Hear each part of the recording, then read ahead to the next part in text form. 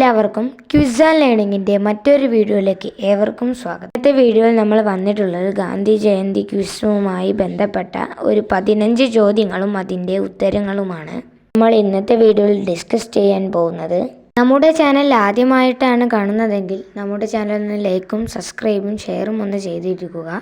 കൂടെ ഉള്ള bell button ഒന്ന് എനേബിൾ ചെയ്ത് വെക്കുക. എനേബിൾ ചെയ്ത് വെച്ചാൽ ഞാൻ ഇടുന്ന എല്ലാ വീഡിയോസുകളും നിങ്ങൾക്ക് നോട്ടിഫിക്കേഷനായി ലഭിക്കുന്നതാണ്.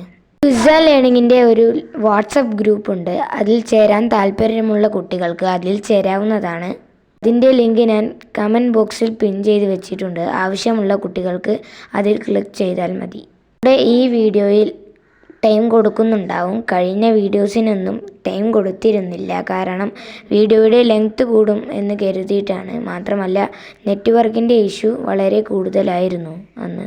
വീഡിയോയുടെ അവസാനം നിങ്ങൾക്കായി ഒരുക്കിയ ഒരു ബോണസ് ക്വസ്റ്റ്യൻ നൽകിയിട്ടുണ്ടാവും. ബോണസ് ക്വസ്റ്റ്യൻ എന്താണെന്ന് അറിയാത്ത കുട്ടികൾക്ക് വേണ്ടി, ബോണസ് ക്വസ്റ്റ്യൻ എന്നാൽ നിങ്ങൾക്കായി ഒരുക്കിയ ഒരു ഹോംവർക്ക് പോലെയുള്ള ഒരു ചോദ്യമാണ് ബോണസ് ക്വസ്റ്റ്യൻ.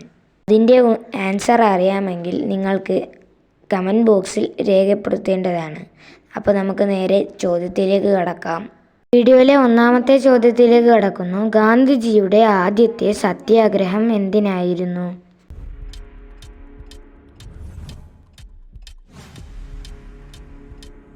ഉത്തരം ഇതാണ്. ദക്ഷിണാഫ്രിക്കയിലെ വർണ്ണവിവേചനത്തിനെതിരെയായിരുന്നു അത്. വീഡിയോയിലെ രണ്ടാമത്തെ ചോദ്യത്തിലേക്ക് കടക്കുന്നു. ഗാന്ധിജിയുടെ ആദ്യത്തെ ജയിൽവാസം എവിടെ?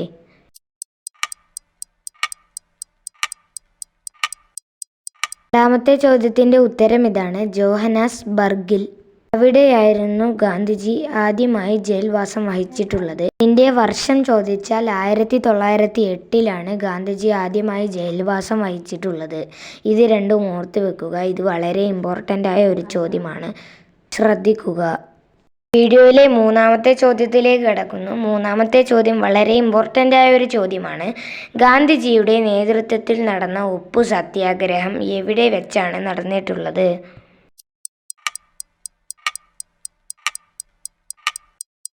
മൂന്നാമത്തെ ചോദ്യത്തിൻ്റെ ഉത്തരം ഇതാണ്. ബീഹാറിൽ വെച്ചാണ് ഗാന്ധിജിയുടെ നേതൃത്വത്തിൽ നടന്ന ഉപ്പു സത്യാഗ്രഹം നടന്നിട്ടുള്ളത്.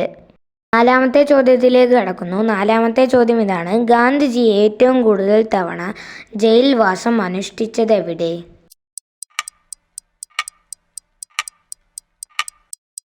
ചാർവാദ. അവിടെയായിരുന്നു ഗാന്ധിജി ഏറ്റവും കൂടുതൽ കാലം ജയിൽവാസം അനുഷ്ഠിച്ചിട്ടുള്ളത്. അഞ്ചാമത്തെ ചോദ്യം ഇതാണ്. ഗാന്ധിജി ജനിച്ച വീട് ഇപ്പോൾ എന്ത് പേരിൽ അറിയപ്പെടുന്നു?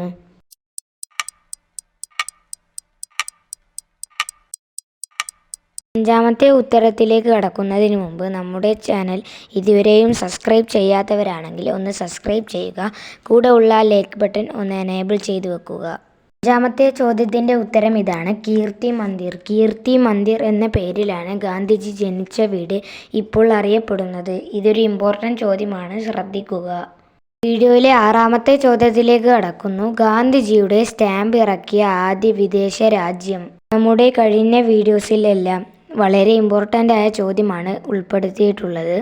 ഈ വീഡിയോയിലും വളരെ ഇമ്പോർട്ടൻ്റ് ആയ ചോദ്യങ്ങളാണ് ഉൾപ്പെടുത്തുന്നത്. നമ്മുടെ കഴിഞ്ഞ വീഡിയോസുകൾ കാണാത്തവർ അത് പോയി കാണുക, കാരണം അതിൽ വളരെ ഇമ്പോർട്ടൻ്റ് ആയ ചോദ്യങ്ങളാണ് ഉള്ളത്. അത് കണ്ടാൽ ശേഷം ഇത് കാണാൻ ശ്രമിക്കുക.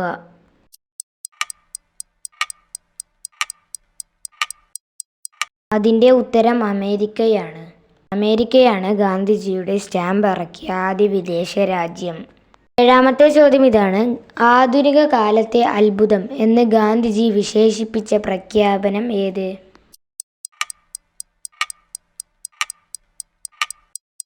ഏഴാമത്തെ ചോദ്യത്തിൻ്റെ ഉത്തരം ക്ഷേത്രപ്രവേശന വിളംബരം.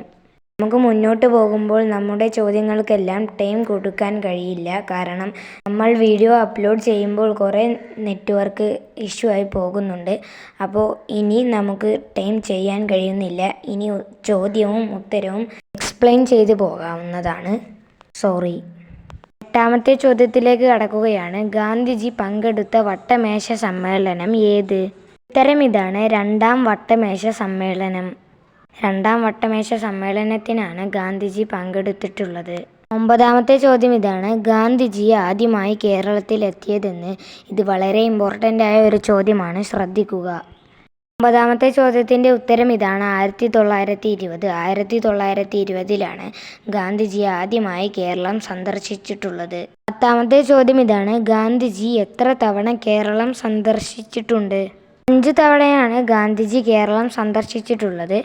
അതിൻ്റെ വർഷങ്ങളാണ് താഴെ കൊടുത്തിട്ടുള്ളത്. ഒന്നാമത് വന്നിട്ടുള്ളത് 1920-ലാണ്. രണ്ടാമത് വന്നിട്ടുള്ളത് 1925-ലാണ്. മൂന്നാമത് വന്നിട്ടുള്ളത് 1927-ലാണ്. നാലാമത് വന്നിട്ടുള്ളത് 1934-ലാണ്. അഞ്ചാമത് വന്നിട്ടുള്ളത് 1936-ലുമാണ്. ഈ വർഷം പഠിക്കുന്നത് വളരെ നല്ലതാണ്, ഇമ്പോർട്ടൻ്റ് ക്വസ്റ്റ്യൻ ആണ്, ശ്രദ്ധിക്കുക. 11ാമത്തെ ചോദ്യം ഇതാണ്: ഗാന്ധിജി ഇടപെട്ട ആദ്യത്തെ കേരളത്തിലെ സത്യാഗ്രഹം. 11ാമത്തെ ചോദ്യത്തിൻ്റെ ഉത്തരം ഇതാണ്: വൈക്കം സത്യാഗ്രഹം. വൈക്കം സത്യാഗ്രഹമാണ് ഗാന്ധിജി ഇടപെട്ട കേരളത്തിലെ ആദ്യത്തെ സത്യാഗ്രഹം. 12ാമത്തെ ചോദ്യം ഇതാണ്: ഗാന്ധിജി നവജീവൻ ട്രസ്റ്റ് സ്ഥാപിച്ച വർഷം. ഉത്തരം ഇതാണ്: 1918. 1918-ലാണ് ഗാന്ധിജി നവജീവൻ ട്രസ്റ്റ് സ്ഥാപിച്ചിട്ടുള്ളത്. വീഡിയോയിലെ 12ാമത്തെ ചോദ്യത്തിലേക്ക് കടക്കുന്നു. അർദ്ധനഗ്നനായ ഫക്കീർ എന്ന് ഗാന്ധിജിയെ വിശേഷിപ്പിച്ചത് ആര്? ഇത് ഇമ്പോർട്ടൻ്റ് ക്വസ്റ്റ്യൻ ആണ്, ശ്രദ്ധിക്കുക. വിൻസ്റ്റൺ ചർച്ചിൽ എന്ന ആളാണ് ഗാന്ധിജിയെ അർദ്ധനഗ്നനായ ഫക്കീർ എന്ന് ഗാന്ധിജിയെ വിശേഷിപ്പിച്ചിട്ടുള്ളത്. 12ാമത്തെ ചോദ്യത്തിൻ്റെ ഉത്തരം വിൻസ്റ്റൺ ചർച്ചിൽ. വീഡിയോയിലെ 13ാമത്തെ ചോദ്യത്തിലേക്ക് കടക്കുന്നു. ഗാന്ധിജിയെ ആദ്യമായി മഹാത്മാ എന്ന് വിശേഷിപ്പിച്ചത് ആര്? ഉത്തരം രവീന്ദ്രനാഥ ടാഗോർ. രവീന്ദ്രനാഥ ടാഗോറാണ് ഗാന്ധിജിയെ മഹാത്മാ എന്ന് വിശേഷിപ്പിച്ചിട്ടുള്ളത്. 14ാമത്തെ ചോദ്യത്തിലേക്ക് കടക്കുന്നു. ഗാന്ധിജിയെ രാഷ്ട്രപിതാവ് എന്ന് വിശേഷിപ്പിച്ചത് ആര്? സുഭാഷ് ചന്ദ്രബോസാണ് ഗാന്ധിജിയെ രാഷ്ട്രപിതാവ് എന്ന് വിശേഷിപ്പിച്ചിട്ടുള്ളത്. 15ാമത്തെ ചോദ്യം ഇതാണ്: ഗാന്ധിജി വധിക്കപ്പെട്ട ദിവസം എന്ന്. 1948 ജനുവരി 30-നാണ് ഗാന്ധിജി മരണപ്പെടുന്നത്. അന്നാണ് ലോക രക്തസാക്ഷി ദിനം. ഇത്രയേ ഉള്ളൂ നമ്മളുടെ വീഡിയോ. എല്ലാവരും ഗാന്ധി ജയന്തി ക്വിസിൽ ഫസ്റ്റ് നേടി വരിക. പുതിയൊരു വീഡിയോയിൽ കാണുന്നത് വരെ ബൈ ബൈ.